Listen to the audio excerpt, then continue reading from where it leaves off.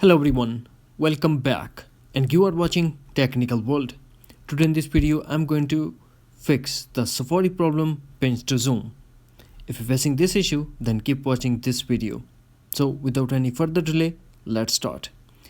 The first thing that we have to do, go to settings, scroll, find and tap on accessibility. Here we have to tap on second option zoom and enable follow focus. And also enable smart typing. Scroll and we have to adjust the maximum zoom level according to your need. Then go back to settings again.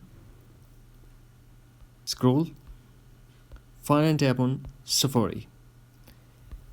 Again scroll and tap clear history and website data and tap clear history and data to confirm.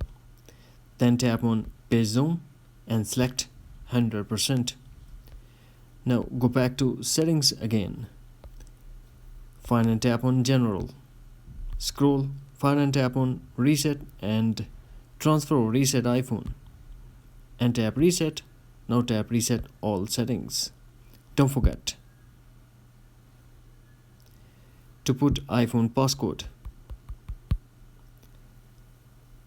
And tap reset all settings without any fear, because this process will delete all your customized setting to default setting, but no data or media will be deleted.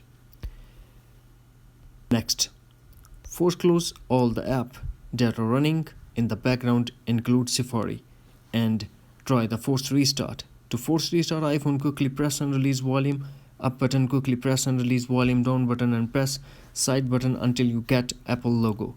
And also depend on your iPhone model to force restart. Finally, launch settings again after the force restart, then tap general and tap software update and update your iPhone to a latest iOS version. That's it. Hopefully friends, you found this video helpful, so please don't forget to subscribe, like and share with your friends and family. Thanks for watching. Take care. Bye bye.